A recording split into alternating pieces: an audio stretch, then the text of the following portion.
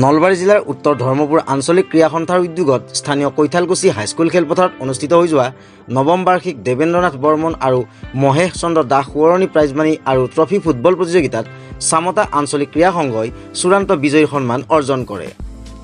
শনিবাৰে অনুষ্ঠিত ফাইনেল খেলখনত চামতা আঞ্চলিক ক্ৰীড়া সংঘই মাখিবাহা ক্ৰীড়া সংঘক একমাত্ৰ গোলৰ ব্যৱধানত পৰাস্ত কৰে। তীব্ৰ উত্তেজনাপূৰ্ণ খেলখনৰ ৪৯ মিনিটত চামতা আঞ্চলিক ক্ৰীড়া সংঘৰ হৈ যতীন দেউৰীয়ে বিজয়সূচক গ'লটি দিয়ে। মাখিবাহা ক্ৰীড়া সংঘৰ প্ৰাণজিৎ হাজৰিকাই শ্ৰেষ্ঠ খেলুৱৈৰ বঁটা, মৃণাল হাজৰিকাই শ্ৰেষ্ঠ গ'লৰক্ষকৰ বঁটা আৰু ২৪ নম্বৰ অসম পুলিচ বেটেলিয়ন দলে শৃংখলাবদ্ধ দলৰ বঁটা লাভ কৰে। বিশিষ্ট সমাজকৰ্মী ফুলকন দত্তই উদ্বোধন কৰা উক্ত চূড়ান্ত খেলখন পৰিচালনা কৰে ক্ৰমে বিশ্বজিৎ ভূঞা, অনিমেষ বৰ্মন, মইদুল ইছলাম আৰু ভৱানী প্ৰসাদ শৰ্মাই।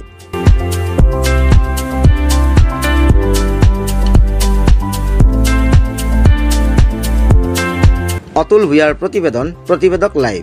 আজি আমাৰ এই দেৱেন্দ্ৰনাথ বৰ্মন আৰু মহেশ চন্দ্ৰ দাস সোঁৱৰণী ফুটবল প্ৰতিযোগিতাখন অনুষ্ঠিত হ'ল। আমাৰ চামতা আঞ্চলিক ক্ৰীড়া সন্থা আৰু মাখিবাহা আঞ্চলিক ক্ৰীড়া সংঘৰ মাজত অনুষ্ঠিত হৈছিল। আমাৰ এইখন নৱম বাৰ্ষিক প্ৰতিযোগিতা। প্ৰতি বছৰে এইখন প্ৰতিযোগিতা আমি অনুষ্ঠিত কৰি আহিছোঁ। ইয়াত দৰ্শকৰ বিপুল সঁহাৰি আমি লাভ কৰিছোঁ। ৰাইজৰো আস্থা আৰু বিশ্বাস আছে এইখন খেলৰ ওপৰত। তাক ভেটি কৰি আমি প্ৰতি বছৰে চলাই আহি আছোঁ আৰু ভৱিষ্যতেও চলাই আহিম। ইয়াৰ পৰা এই খেলৰ পৰা আমাৰ এই অঞ্চলৰ উদীয়মান খেলুৱৈসকল লাভৱান হৈছে আৰু নতুন নতুন খেলুৱৈ আমাৰ সৃষ্টি হৈছে। ফুটবলকে আদি কৰি আমাৰ ৰাগবীৰ কেইবাজনো খেলুৱৈ এইবাৰ অসম দলক প্ৰতিনিধিত্ব কৰিছে। কাবাডী খেলৰো আমাৰ বহুত খেলুৱৈ ওলাই গৈছে আমাৰ এই খেলৰ মাধ্যমেদি। গতিকে আমি খেলক যথেষ্ট প্ৰাধান্য দিছোঁ আৰু ভৱিষ্যতে দি থাকিম। অনাগত দিনত দেৱেন্দ্ৰনাথ বৰ্মন আৰু মহেশ চন্দ্ৰ দাস ফুটবল প্ৰতিযোগিতাখন আৰু অধিক শক্তিশালী আৰু বেছি প্ৰচাৰৰ আমি আপ্ৰাণ চেষ্টা চলাম আৰু তাতে আপোনালোকৰ সহায় সহযোগ আমি কামনা কৰিছোঁ আৰু আপোনালোকৰ মাধ্যমেদি এই অনুষ্ঠানটোৰ প্ৰচাৰ লাভ কৰক। উত্তৰ ধৰ্মপুৰ ক্ৰীড়া সন্থাৰ উদ্যোগত চলি থকা স্বৰ্গীয় দেৱেন্দ্ৰনাথ বৰ্মন আৰু স্বৰ্গীয় মহেশ চন্দ্ৰ দাস সোঁৱৰণৰ আজি আমাৰ যোৱা ৫ ছেপ্টেম্বৰতে খেল আৰম্ভ হৈ আজি ১৪ ছেপ্টেম্বৰত সামৰণি পৰিল আৰু এই খেলখনত প্ৰায় নলবাৰী জিলাৰ লগতে আৰু আমাৰ বাক্সা জিলাৰো দলে অংশগ্ৰহণ কৰিছিলে আৰু এই খেলখন প্ৰায় ৭-৮টা দলে অংশগ্ৰহণ কৰি খেলখন খুব সুন্দৰভাৱে পৰিচালনা হৈছে। আমাৰ এই অঞ্চলৰ ৰাইজে এই খেলখন পৰিচালনা কৰাত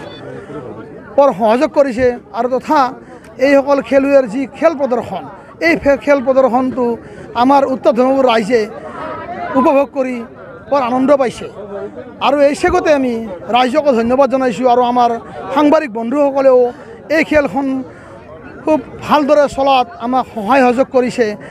আমাৰ যিসকল সাংবাদিকে আমাৰ সহযোগ কৰিছিলে সকলোকে মই আমাৰ তৰফৰ পৰা আমি ধন্যবাদ জনাইছোঁ। আজি আমাৰ চূড়ান্ত খেল আছিল। এই চূড়ান্ত খেলত আমাৰ মাখিবাহা ক্ৰীড়া সন্থাই আমাৰ ৰানাৰ্ছ আপ হৈছে আৰু চামতা ক্ৰীড়া সন্থাই চেম্পিয়ন হৈছে আৰু আমি দুয়োটা দলৰ খেলুৱৈসকলক বহুত আমাৰ ফালৰ পৰা ধন্যবাদ জনাইছোঁ। সেইসকল খেলুৱৈয়ে খুব সুন্দৰ খেল প্ৰদৰ্শন কৰিছে আৰু তাৰ বাবে আমি খেলুৱৈসকলৰ লগতে তেওঁলোকৰ মেনেজমেণ্টসকলকো আমি খুব আমাৰ ফালৰ পৰা কৃতজ্ঞতা যাচিছোঁ। লগতে আমাৰ এই অঞ্চলৰ যিসকল প্ৰাক্তন খেলুৱৈ আছিল, যোৱা সুদীৰ্ঘকাল উত্তৰ ধৰ্মপুৰৰে প্ৰতিনিধিত্ব কৰি ৰাষ্ট্ৰীয় পৰ্যায়ত খেল খেলিছিল, সকলো খেলুৱৈকে আমি যোৱা ৫ ছেপ্টেম্বৰৰ পৰাই আমি তেওঁলোকক এটা বিশেষ সম্বৰ্ধনাৰ ব্যৱস্থা কৰিছিলোঁ। যোৱা আমাৰ প্ৰাক্তন লোকক বিশেষভাৱে আমি সম্বৰ্ধনা জ্ঞাপন কৰিছোঁ আৰু আমাৰ যিসকল খেলুৱৈ হয়তো আমাৰ অজান্তে খেল সম্বৰ্ধনা দিয়াত ৰৈ গৈছে, তেখেতসকলক অহাবাৰ খেলৰ সময়তে আমি পুনৰ সম্বৰ্ধনা জনোৱাৰ আমি ব্যৱস্থা প্ৰতিশ্ৰুতি ৰাখিম আৰু এই খেলৰ মাধ্যমেৰে আমি যাতে আমাৰ এই উত্তৰ ধৰ্মপুৰৰ লগতে আমাৰ পশ্চিম নলবাৰী অঞ্চলৰ যিটো আমাৰ যুৱ সমাজ, নতুনকৈ উঠি অহা সমাজ যাতে আমি আগবাঢ়ি যোৱাত সহায় হয়। খেলৰ মাধ্যমেৰে যাতে আমি ইয়াত যিটো আমাৰ বিশৃংখল পৰিৱেশ আছিল, যিটো আমাৰ উত্তৰ ধৰ্মপুৰৰ লগতে পশ্চিম নলবাৰীত যিটো ড্ৰাগছ মদৰ যিটো হেৰি আছিল, মানে বেয়া এটা আমাৰ এটা প্ৰভাৱ আছিল, এই প্ৰভাৱটোৰ বিৰুদ্ধে আমি খেলৰ মাধ্যমেৰে আজি আমি যুঁজ দিয়াৰ চিন্তা চৰ্চা কৰিছোঁ। সেইবাবে আমাৰ ইয়াৰ উদীয়মান প্ৰাক্তন খেলুৱৈ বহুকেইগৰাকীয়ে আগবাঢ়ি আহি এই খেলখন যাতে এই খেলখনৰ মাধ্যমেৰে যাতে আৰু সুন্দৰ পৰিচালনাৰ মাধ্যমেৰে আৰু নৱপ্ৰজন্মক যাতে এই খেলখনৰ মাজেদি আকৰ্ষিত হৈ আমি যাতে জাতিক আৰু দেশক সেৱা আগবঢ়াব পাৰোঁ সেই লক্ষ্যৰে আমি এই খেলখন আমি আৰম্ভ কৰিছিলোঁ।